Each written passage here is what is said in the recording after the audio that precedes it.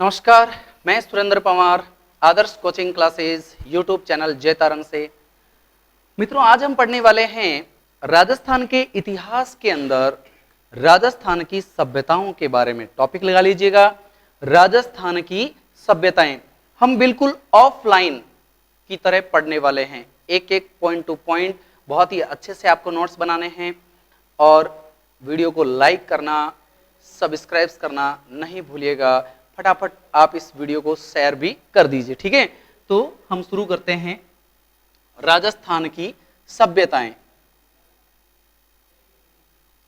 राजस्थान की सभ्यताएं, और इन सभ्यताओं के अंदर पहला नाम आता है कालीबंगा। कालीबंगा सभ्यता। कालीबंगा सभ्यता, एक के बाद एक प्रश्न बिल्कुल इजी तरीके से। पहला सवाल ये, कहां पर है? हनुमानगढ़ में है, हनुमानगढ़ में। दूसरा सवाल, नदी कौन सी है यहां पर? गग्गर के पेठे में है, इसी का एक नाम आता है सरस्वती नदी। द्वेषद्वती नदी भी इसको कहा जाता है, सरस्वती, द्वेषद्वती या गग्गर नदी उसके पेठे में है। कालीबंगा, काली चूड़ियां मिली थी यहां से, और काली चूड़ियों के कारण नाम रखा गया कालीबंगा। ध्यान रखना, काली चूड़ियों के कारण कालीबंगा इसका नाम रखा गया है। अब प्रश्न है कि खोज किसने की? ए घोष, मन अमलानंद घोष। अमलानंद घोष, इन्होंने खोज की है। ध्यान रखिएगा, कब की है? 1952 के अंदर अमलानंद घोष ने 1952 में इसकी खोज की है। ध्यान रखिएगा, अमलानंद घोष ने इसकी खोज की है। 52। अब प्रश्न आता है, उत्खनन कब हुआ यहां पर? उत्खनन, तो ध्यान रखिएगा 1961-62 के अंदर उत्खनन किया गया। उत्खनन करने वाले कौन कौन आदमी हैं? एक तो है ब्रज वासीलाल, और एक है बाल कृष्ण थापर। दोनों लोगों ने 1961-62 के अंदर इसके उत्खनन का कार्य किया है। कालीबंगा सभ्यता, कालीबंगा सभ्यता का अगर काल निर्धारण करें, काल निर्धारण करें तो 2300 बीसी से 1750 बीसी का टाइम पीरियड आता है। 2300 बीसी से 1750 टाइम पीरियड का बीसी इसमें आता है। ध्यान रखिएगा, हम कालीबंगा सभ्यता के बारे में बात कर रहे हैं। कालीबंगा सभ्यता। अब प्रश्न आते हैं कि सभ्यता की खास बातें क्या क्या है, विशेषताएं क्या क्या है, क्या क्या मिला है यहां से। तो पहला प्रश्न बड़ा है, विश्व में सर्वप्रथम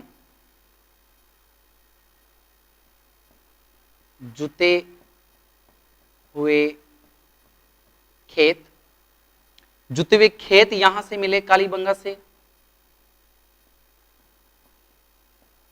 विश्व में सर्वप्रथम भूकंप के साक्ष्य यहां से मिले हैं। सर्वप्रथम भूकंप के साक्ष्य मिले, साक्ष्य मिले हैं, जुते हुए खेत मिले हैं। ध्यान रखिएगा, कपास की खेती के साक्ष्य मिले हैं, कपास की खेती के साक्ष्य मिले हैं। ध्यान रखिएगा, लकड़ी की नालियां, लकड़ी की नालियां मिली हैं यहां से। लकड़ी की नालियां विश्व में पहला एग्जाम्पल है कि घरों से बाहर पानी निकालने के लिए लकड़ी की नालियां यहां मिली है। ध्यान रखिएगा, कुब्बड़दार तांबे का बेल मिला है, कुब्बड़दार तांबे का बेल मिला है यहां से। ध्यान रखिएगा, कालीबंगा से कुब्बड़दार तांबे का बेल मिला है। उसके बाद में कालीबंगा से जुड़ी हुई बात है,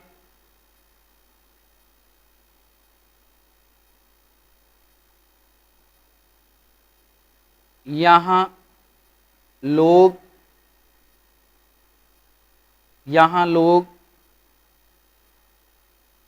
जो चना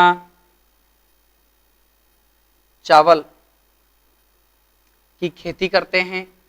ध्यान रखिएगा, जो चना चावल इसकी खेती करने वाले लोग भी यहां पर हैं। ध्यान रखिएगा।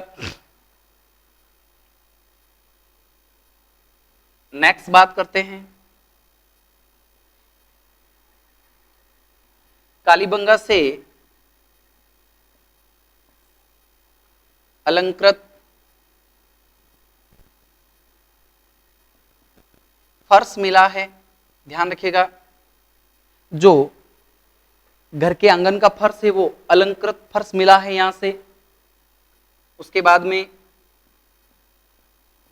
बेलनाकार मोहरें मिली हैं, बेलनाकार मोहरें मिली है। जैसे ये मार्कर, इसका आकार बेलनाकार है, तो ऐसे बेलनाकार मोहरें यहां से प्राप्त हुई है। ध्यान रखिएगा, बेलनाकार मोहरें यहां से मिली हैं। फिर यहां पर एक मोहर पर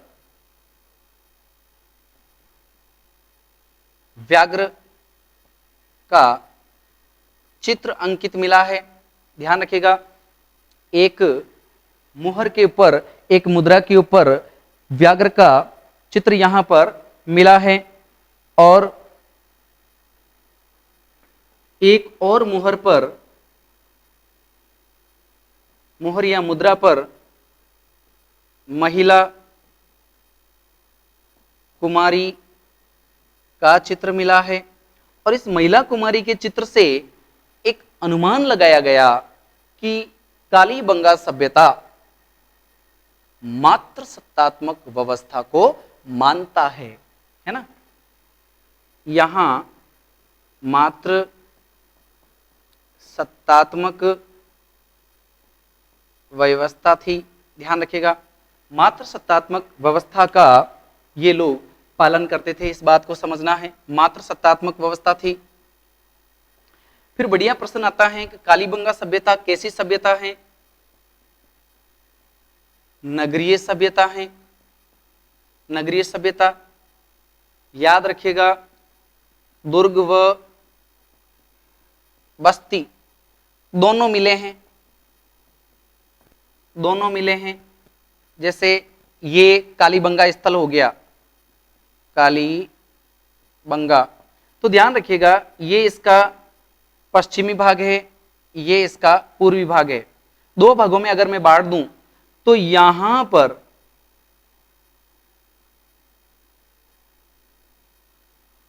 दुर्ग मिले हैं, यानी पश्चिम भाग में दुर्ग मिले हैं, और यहां पर बहुत सारे घर मिले हैं, बहुत सारे घर मिले हैं। तो यहां पर बस्ती है, यानी कि कालीबंगा में पूर्व की ओर बस्ती है और पश्चिम की ओर दुर्ग मिले हैं। इस बात को ध्यान रखना। नगरीय सभ्यता, नगरीय सभ्यता है ना। फिर बात करते हैं कांस्य युगीन सभ्यता है। कालीबंगा कांस्य युगीन सभ्यता है, ध्यान रखना है। यहां से एक खोपड़ी मिली है, खोपड़ी मिली है जो किसी साधु या बालक की है, जो किसी सन्यासी साधु या बालक की खोपड़ी है, ध्यान रखिएगा। आगे बात करते हैं अपन,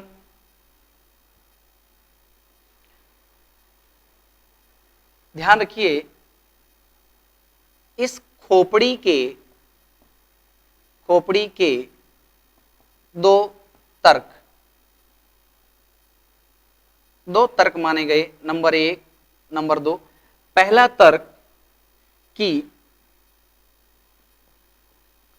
काली बंगा के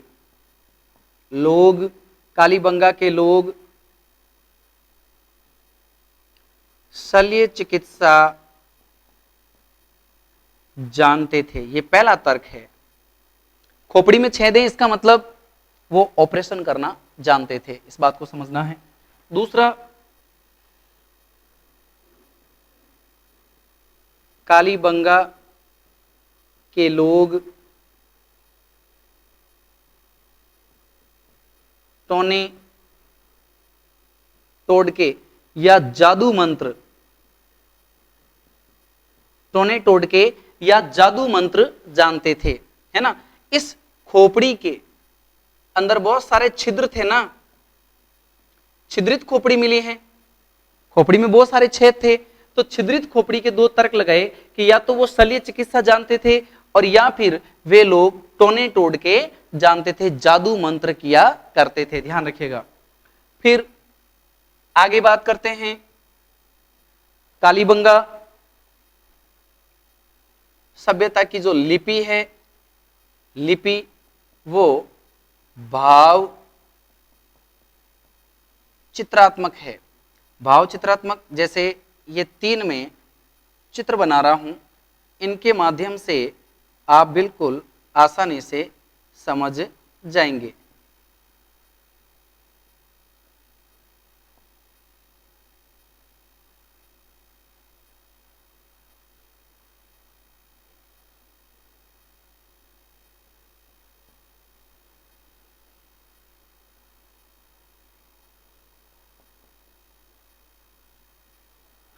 अब आप देखिए, ये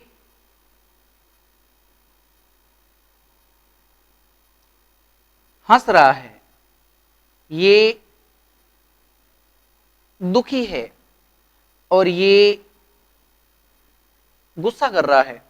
आप इस चित्र के माध्यम से समझ सकते हैं, ऐसी लिपि है भाव चित्रात्मक लिपि, ध्यान रखिएगा, कालीबंगा सभ्यता से मिली है भाव चित्रात्मक लिपि। फिर इस लिपि को लिखने का तरीका यहां से शुरू होता है, दाएं से बाएं, दाएं से बाएं ऐसे चलती रहती है ये लिपि, है ना। इस प्रकार से दाएं से बाएं फिर दाएं ऐसे, तो इस लिपि को सर्पिलाकार